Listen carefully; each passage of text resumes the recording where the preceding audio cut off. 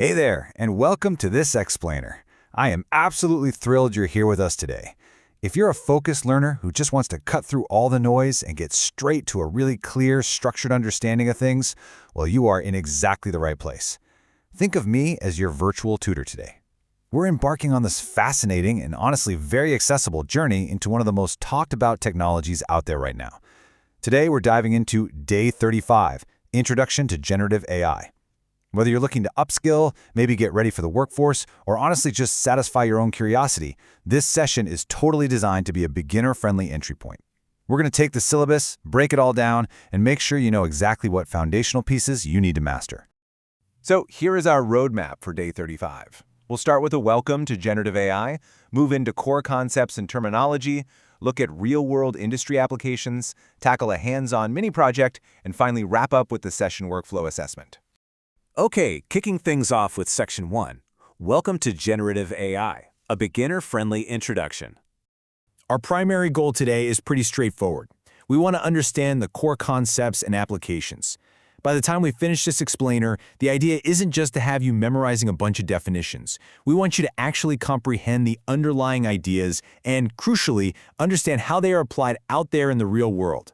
Keeping this main objective in the back of your mind is really going to help you stay focused as we move through some of the more technical layers.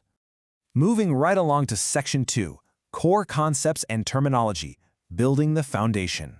So the crucial point is, what do we actually mean by core concepts? Well, it boils down to the detailed explanations of important terminology and the foundational workflow behind generative AI.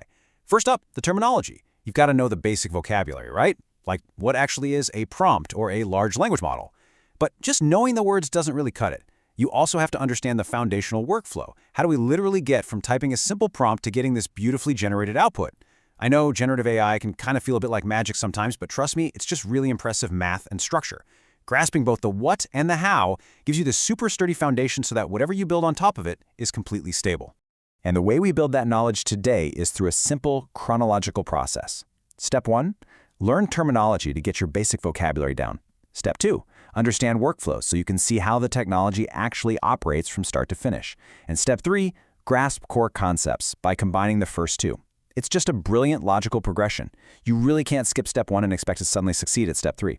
Following this exact path is how you conquer generative AI without getting totally overwhelmed.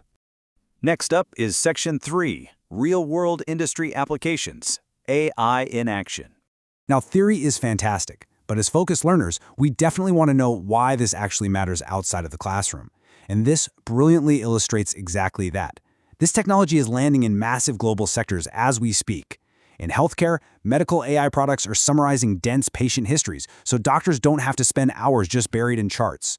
Over in education, learning AI products are acting like tireless, personalized tutors that literally adapt to how a specific student learns. And in finance, financial AI products are generating risk models way faster than humanly possible. So generative AI isn't just one big monolithic thing. It adapts incredibly well to the highly specific needs of these totally distinct fields. Which brings us to Section 4, Hands-on Mini-Project, Putting Knowledge to Work.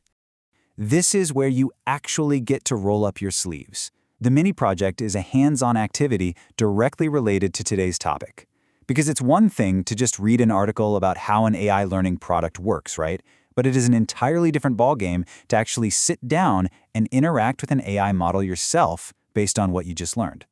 The syllabus mandates this practical application because actually generating an output based on your own input is hands down the absolute best way to cement your understanding of the whole workflow. And finally, Section 5, the Session Workflow Assessment. Time to test your knowledge.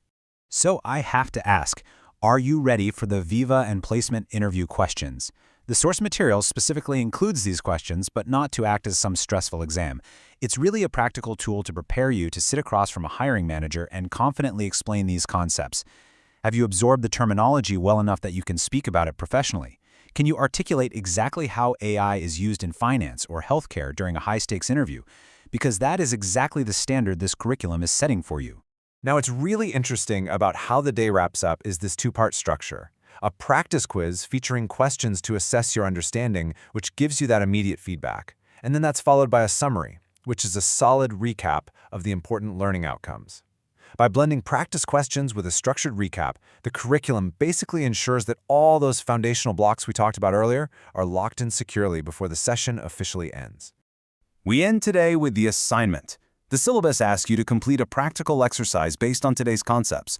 But, I want to turn that into a slightly broader question for you to take away. How will you complete this practical exercise to shape your own future with AI? You've seen the workflow, you've learned the terminology, and you've seen the massive industry applications across healthcare, education, and finance. The knowledge is literally in your hands right now. So are you going to just read about the future of generative AI, or are you going to use this foundation to go out there and actually build it? Think on that for a bit, and I'll catch you in the next explainer.